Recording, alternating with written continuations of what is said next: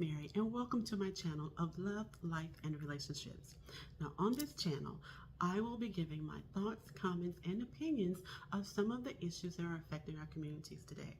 But before we get started, please like, share, and subscribe. But please don't be shy.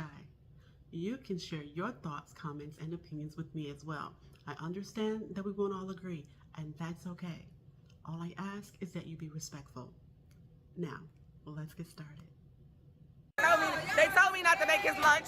Oh, okay. They told me not to fold his laundry. They said that? They told me not to pay for dates. Yeah. Take me through there. Take me through there. What you talking about? Pack that nigga lunch.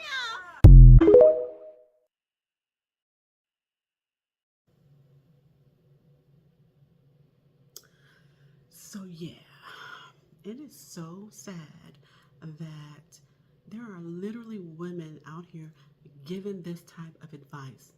They were literally telling this young lady, and she's not the only one, they're telling these women to don't cook for your husband, don't do his laundry, don't fix his lunch. Now, mind you, she was doing all these things and they weren't even married yet. But guess what? That man saw value in her. And what'd he do? He put a ring on it because she was giving him what he needed. She was being an asset to him, not a liability. She wasn't coming in telling him what to do, what he need to do, this, that, and the third. Now, I don't know the details of their relationship. I don't. But what I do know is that young lady showed that man something that he needed in his life. And he said, you know what? I need to keep this one. We're going to take her off the market. She's going to be my wife because I see the value in her. But it is sad that we literally have women out here, single women, keeping other women single. Now, it's not all single women. Don't get me wrong. It's not all single women.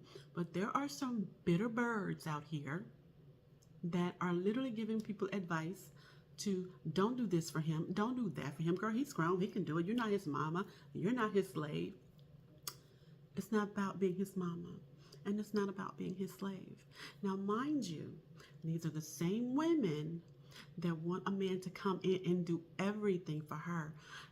They want him to provide, protect, take care, pay all of her bills, where she doesn't have to do anything but literally exist. But you're telling other women, don't do this for him, don't do that for him. Where does this make sense? And I'm glad that this young lady showed this video. I am so glad. I love this for her, okay? I love this for her because at the end of the day, she stood on business with her man. She wasn't a part of the sisterhood. Now, I have to be honest with you about the sisterhood. I didn't even know. I heard of the sisterhood, but I had to ask my honey. I said, babe, what is the sisterhood exactly? And what I found out it was these angry birds, okay? How about this? Let me say it like this. This is a sisterhood of women who are only on your side if you're bashing men. There you go. So basically, if you're saying something good about your man, if you're doing something good for your man, the sisterhood is going to be against you. But if you sitting up here bashing him, well, he won't do this, he ain't this, and he ain't that, you're a part of the sisterhood. Girl, bye. I don't have no sister. My mama had one daughter and 2 boys, okay? Now, I do have some women that I do call sister, but I chose them. Do you understand? I got those type of sisters. But this sisterhood foolishness, oh my God, I don't do that. I've literally seen women literally reject a man because he doesn't have a good relationship with his mama. Oh, what type of relationship you got? Well, me and my mama, this and that. Well, listen, don't judge him because of that. He may have a crappy mama. Just because you gave birth to a person doesn't really make you a good mother or a good father. Now, there are some wonderful mothers. I'm not speaking against this, but I'm just speaking, we all know of these situations where these women have had children and they haven't been the best mothers. We even said everybody shouldn't be having children. That's what I'm talking about. Now, Yeah, you have that. But you also have some good mothers out here. Now, I've even heard them reject a man because he's not nice to other women. Baby, let me tell you something about a man being nice to other women. Uh, I have a good man. Don't misunderstand. I have a good man. But I don't care how he's treating somebody else. Hear me out. Now, if he's just walking up being a butthole to somebody just because, that's a different story. But if he's going to choose their feelings over my feelings, we already know. Listen, he's going to let you have it because he's going to protect Mary at all costs. So I don't really care about that. I don't care how, because you don't know what that person did to him. Do you understand? You don't know what that person did to make that man act that way. That's what I'm saying. So be careful about you telling a man to be nice to other women because he may just be a little too nice to other women and maybe that lady may be taking your spot. So be careful what you ask for, baby. You just might get it. I told him, listen, because there are people that say, I don't know, with my honey, they're like, because I know he can be a turd. I know this. And people wonder, how does your wife deal with you? He's not a turd to me. He's not a turd to me. What are you doing? You see what I'm saying? That's a totally different aspect. This is on his job, but when he comes home, he's gentle with me, he's kind with me, and he's loving to me. Now, don't misunderstand me. I don't take that for granted because just like he walked in the door, he can walk out the door and vice versa. So that's what I'm saying. Be careful what you ask for and be careful who you're getting advice from. Yeah, they told her don't cook for him, don't clean for him, don't do his laundry, don't pack his lunch. Baby, I pack that man lunch every night when he go to work. I cook, I clean. He ain't never hungry. There are other things that he's never going to be before he walk out that door as well, but we're not going to talk about that. That's not what we are. However, you do what you got to do to keep, if you love that man, you do what you got to do to keep that man. And if he's in agreement with whatever you're doing or not doing, that's between you and him. That is your relationship with him. If he's okay with it, it's working for y'all, okay. But there are some women out here that literally telling women don't do this and don't do that. And these are the women that don't have a man, can't get a man. And they'll be the first to tell you, oh, I don't need no man. I'm good by myself. No, you're not. No, you're not. You're not good by yourself. Because if you were good by yourself, you wouldn't be encouraging other people to be by themselves. And I say that because you're saying it out of a place of trauma.